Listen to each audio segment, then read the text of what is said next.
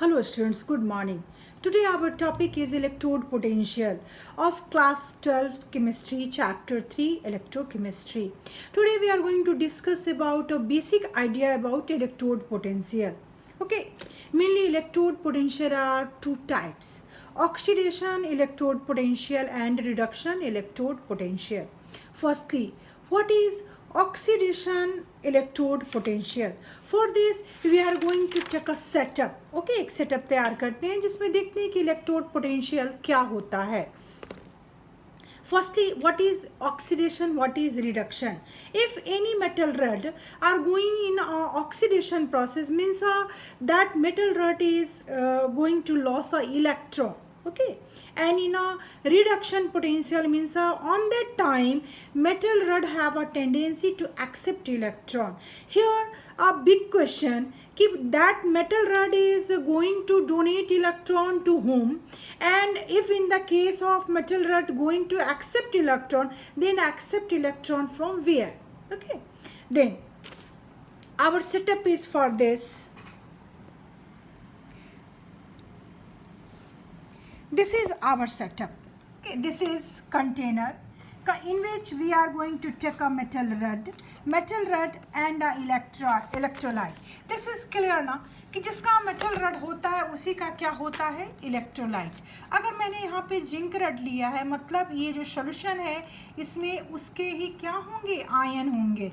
Means if this metal rod is zinc metal rod, means here the solution is zinc sulphate. Okay, and firstly we are going to discuss about oxidation potential. Oxidation potential means metal is just going to donate electron. Okay, electron donate ion in a solution. Ion in a solution we are going to indicate that Mn plus, and this is in the metal rod here totally electron minus calculated. Okay, and this cell reaction is represented by M naught, means this is the under oxidation. M naught give Mn plus plus Ne. Here in N means a number of electron. Number of electron means maybe this electron is 1 or maybe this electron is 100. Okay, and here this is the number of electron. Under oxidation means this metal rod have tendency to lose electron. Okay, let me discuss about this oxidation potential. आखिर ये oxidation potential में हो क्या रहा है? तो ये जो मेटल रड से जो जा रहे हैं ना आयन सॉल्यूशन में, तो दो कंडीशन. एक में क्या बोले कि यहाँ पे मेटल रड का क्या हो रहा है, ऑक्सीडेशन, क्योंकि मेटल रड क्या कर रहा है, अपने से इलेक्ट्रॉन को लॉस कर रहा है. और दूसरा रीजन बताएंगे ना कि यहाँ पे ऑक्सीडेशन नंबर क्या हो रहा है, बढ़ रहा है. तो ऑक्सीडेशन नंबर बढ़ रहा है, इसको क्लियर करने के लिए क्या बोलेंगे, here in this case oxidation number of M is not 0, and here in the right side this is N plus, means we will confirm about that this reaction is a oxidation reaction, and why this is known as electrode potential, because in this case now here this is electron means a minus, and here Mn plus, means outside of this rod now always here is totally accumulation means inside the rod that is the minus charge, and outside the rod that is the plus charge. Okay, तो अब देखते हैं कि इसको electrode potential को हम लोग define कैसे करते हैं. ठीक है, write down definition of electrode potential. हाँ स्टूडेंट्स, ये तो क्लियर होगा ना कि जहाँ पर भी मेटल रड, मतलब मेटल रड के अंदर इलेक्ट्रॉन माइनस था, मेटल रड के बाहर चार्ज के प्लस आयन थे, तो आपस में उनके बीच में क्या हुआ, चार्ज का वहाँ पे चार्ज क्या हो गए, जहाँ पे चार्ज का सेपरेशन होता है. तो जहाँ पे चार्ज का सेपरेशन होता है मतलब मेटल रड के अंदर पॉजिटिव थे, मेटल रड के बाहर पॉजिटिव थे, मेटल रड के अंदर निगेटिव थे. तो वहाँ पे क्या हुआ, वहाँ पे चार्ज सेपरेशन हुआ। तो जहाँ पे चार्ज सेपरेशन होते हैं उसको क्या कहते हैं, उसको सिंपली कहते हैं पोटेंशियल डिफरेंस। समझ गए। और इसी पोटेंशियल डिफरेंस जो मेटल रड और इलेक्ट्रोलाइट के बीच में आया ना, उसी को क्या कहते हैं, इलेक्ट्रोड पोटेंशियल। अब ये जो हम लोगों ने क्लियर किया, मतलब मेटल पे इलेक्ट्रॉन माइनस और मेटल के बाहर N+ आयन, तो ये क्या है, ऑक्सीडेशन। यहाँ पे इलेक्ट्रॉन मेटल रड से क्या हुए थे, आयन बाहर आए थे, मतलब इलेक्ट्रॉन लूज किया था। समझ गए। तो ये क्या हुआ, ऑक्सीडेशन पोटेंशियल। अब इसको सिंपली डिफाइन वे में लिख लेते हैं कि व्हाट इज ऑक्सीडेशन पोटेंशियल। एक क्लियर है ना, एक कंटेनर लिए, कंटेनर में मेटल रड डाले और एक क्लियर, और मेटल रड के अंदर उसी के क्या होते हैं, इलेक्ट्रोलाइट होते हैं। अब तुम्हारी मेरी मर्जी, अगर मैंने जिंक लिया तो जिंक सल्फेट डाल देंगे, क्योंकि उस सॉल्यूशन में उस मेटल का आयन होना चाहिए, ठीक है ना, जिसके वो मेटल रड हैं। तो कॉपर अगर लिए तो कॉपर सल्फेट डाल दिए, लाइक दैट। तो जब वो मेटल के आयन बाहर की तरफ आ रहे हैं, मतलब वो ऑक्सीडेशन हो रहा है, तो इसका दो डिफिनीशन बहुत क्लियर किए हुए हैं। एक क्या कि वो जो ऑक्सीडेशन में क्या होते हैं, मेटल क्या होता है, लॉस ऑफ इलेक्ट्रॉन होता है, और दूसरा ऑक्सीडेशन नंबर का क्या होता है, चार्ज उनके बढ़ते हैं। तो सिंपली क्या बोलोगे, जहाँ पे चार्ज बढ़ रहे हैं या जहाँ पे लॉस ऑफ इलेक्ट्रॉन हो रहा है, वो जरूर वो वाला चीज़ क्या है, हमारा ऑक्सीडेशन है। चूँकि यहाँ पे और इस फेनोमेना के साथ में क्या हो रहा था कि चार्ज सेपरेशन हो रहा था, मतलब मेटल के ऊपर इलेक्ट्रॉन माइनस थे और मेटल के बाहर Mn+ थे, आयन थे। तो ये दोनों का जो हो रहा था ना, वो चार्ज सेपरेशन हो रहा था। तो ये चार्ज सेपरेशन जहाँ भी होता है वहाँ पे क्या होता है, पोटेंशियल डिफरेंस क्रिएट होते हैं।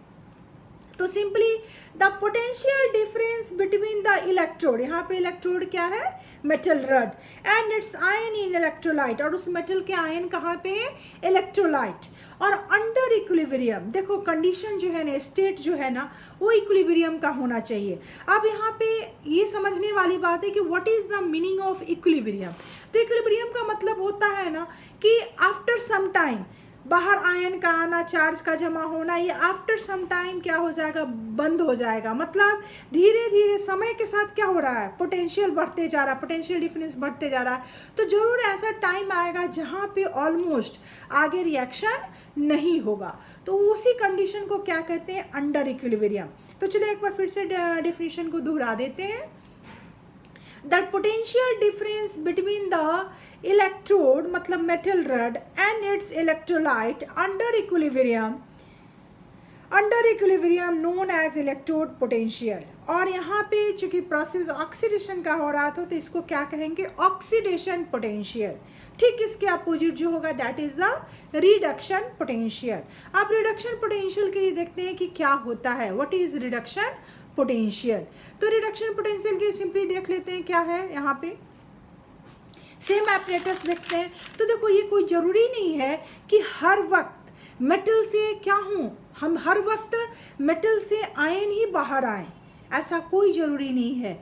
हो सकता है कि इलेक्ट्रोलाइट के जो आयन है वो मेटल पे चिपक जाए। चिपकने के लिए वो करेंगे क्या पता है, मेटल से इलेक्ट्रॉन ले लेंगे, और आयन कहाँ से फ्री हो रहे हैं, इलेक्ट्रोलाइट से। तो ऐसे कंडीशन में क्या होंगे, आयन किसकी तरफ जाएंगे, मेटल की तरफ जाएंगे, और वो खींचेंगे किसको, इलेक्ट्रॉन को, जो कहाँ पे था, मेटल रड में था। तो उसको लेकर के Mn सॉल्यूशन से आएगा और खींच लेगा इलेक्ट्रॉन रड से, वहाँ जाकर के क्या कर जाएगा, वो चिपक जाएगा। तो उस कंडीशन में जो पोटेंशियल डिफरेंस होंगे उनको क्या कहेंगे, सिंपली रिडक्शन पोटेंशियल। मतलब वो प्रोसेस कैसे होगा वो मैं आपको बता देती हूँ। देखो यहाँ पे मेटल रड है और यहाँ पे क्या है, ये सॉल्यूशन है। सॉल्यूशन से यहाँ पे Mn+ इसके ऊपर जा रहे हैं, तो जाहिर Mn+ जा रहे हैं, तो अंदर ये क्या हो गया, पॉजिटिव, और इलेक्ट्रॉन क्या हो रहे हैं, बाहर। एक खींच रहा है चिपकने के लिए किसको, इलेक्ट्रॉन को। तो इसको क्या कहेंगे, ये देखो यहाँ पे निगेटिव था तो ऑक्सीडेशन पोटेंशियल, ये रड पूरी तरह से पॉजिटिव शो कर रहा है, मतलब ये क्या है, रिडक्शन पोटेंशियल। क्लियर है, पॉजिटिव में रिडक्शन पोटेंशियल, यहाँ पे आ गया निगेटिव, तो क्या कहेंगे, ऑक्सीडेशन पोटेंशियल। क्लियर। तो यहाँ पे सेम डिफिनीशन उसी को क्या करेंगे, चेंज कर देंगे कि ये क्या है।